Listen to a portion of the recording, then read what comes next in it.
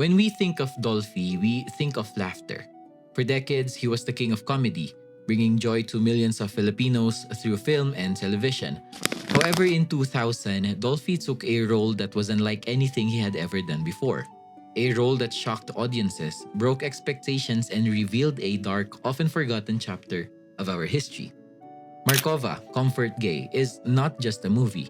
It's a story of survival, trauma, and memory. It tells the life of Walter Dempster Jr., better known as Markova, a Filipino comfort gay who endured the atrocities of World War II.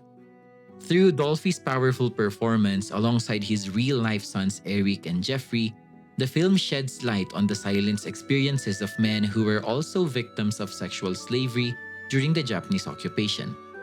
In this video, we'll explore how Markova Comfort Gay blurs the line between comedy and tragedy, how Dolphy, the man we all knew as a comedian, delivered perhaps his most haunting role, and why this film remains one of the most important pieces in Philippine cinema. Let's talk about Markova Comfort Gay. Let me tell you the story. The film begins with Walterina Markova, an elderly drag queen living quietly at the home for the Golden Gays. But behind the vibrant persona lies a haunted past. After watching a news report on comfort women during World War II, Markova is shaken. The memories she has long buried resurface, pushing her to tell the story she has kept hidden for decades. Through an interview with journalist Loren Legarda, Markova recounts his life. He grew up discovering his identity as a gay man in the 1930s. His mother and sisters accepted him. His father tolerated him, but his older brother Bobby abused him relentlessly, even arranging for Walter to be raped. To Markova, Bobby's death from illness felt less like a tragedy and more like a release from cruelty. When the Japanese occupation began, Markova and his friends, Carmen, Sophie, Anita, and Minerva, found themselves working as cross-dressing dancers in Manila. One night, they caught the eye of Japanese officers. At first treated as women, they were soon exposed, arrested, and turned into comfort gays. Inside the barracks, they suffered repeated assault by the soldiers. This chapter of his life became the darkest wound Markova would carry. But survival demanded resilience. During an Allied bombing raid, Markova and his friends escaped. Yet the trauma fractured their group. Sophie sought revenge by hunting Japanese soldiers but was captured and tortured to death in Fort Santiago. Minerva vanished in the chaos of war. Carmen, broken and scarred, disappeared for years until Markova later helped her find herself again. Anita endured but eventually died of AIDS decades later. After the war, Markova rebuilt his life. He stopped cross-dressing and found work as a makeup artist, quietly navigating the world while carrying the weight of history that no one wanted to hear. By the time he was old, he was one of the last left to remember. In the present, Lauren listens to his testimony, a story filled with pain, survival, and resilience. Yet as a journalist, she questions its truth. Hurt, Markova withdraws the tape of his interview, unwilling to hand over his story until it is believed. Alone once again, he slips back into his gowns, his wigs, his glittering costumes. And in the film's haunting final moment, Markova dances with the younger versions of himself. A farewell to innocence, to joy, to the parts of his life stolen by war, but never fully erased.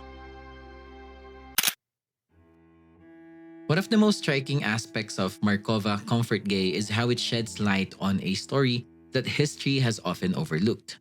When we think of the Japanese occupation of the Philippines, we often recall the atrocities committed against women, the comfort women, who endured systematic abuse. But the film bravely expands this narrative, revealing that men, too, specifically gay men, suffered in silence.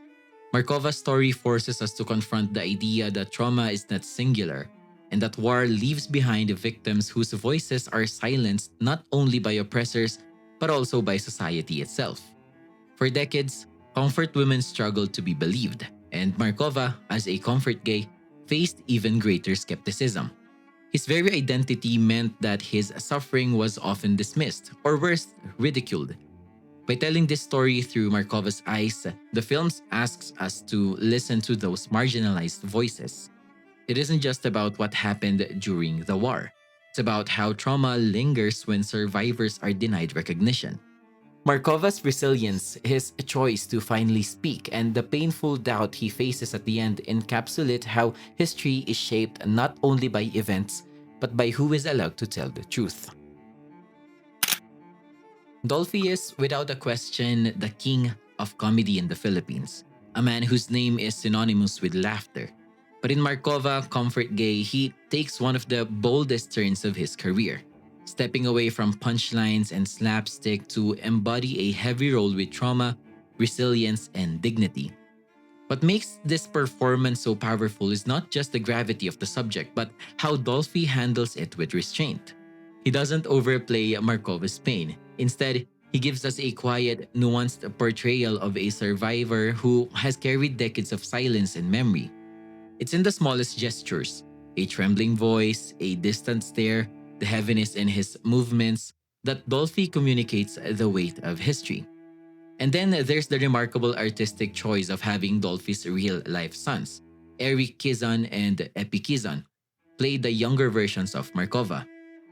This casting doesn't just add authenticity to the passage of time, it also deepens the sense of continuity, as if trauma itself is passed down, understood, and carried across generations. For audiences used to Dolphy's comedic genius, this role was shocking, even transformative. It proved that beneath his legendary humor was an actor of immense range, capable of carrying one of the most painful untold stories in Philippine history. Markova Comfort Gay is about memory, both personal and collective. The film asks, how do we remember pain that history has chosen to forget? Markova's decision to share his story isn't just a confession, it's a survival. By speaking out, he reclaims a truth that was silenced for decades. The act of remembering becomes resistance, a refusal to let trauma be erased, even when it is doubted or dismissed. The film strikingly uses performance. Markova is, after all, a drag queen and entertainer. He dances, sings, and presents himself to the world through costumes and roles. But this idea of performance is doubled. His flamboyance is both a shield and a stage. The bright colors and makeup hide the darkness of his past, but they also become tools for survival, ways to keep living despite the pain. By the end, when Markova dances with the ghosts of his younger selves, the scene is heartbreaking yet defiant. It's memory turned into performance, a final act of survival, of saying, I was here, I lived, my story matters. When Markova Comfort Gay premiered in 2000, Philippine cinema had very few mainstream films that took LGBTQ plus lives seriously. Queer characters were often reduced to comic relief or stereotypes, but Markova was different.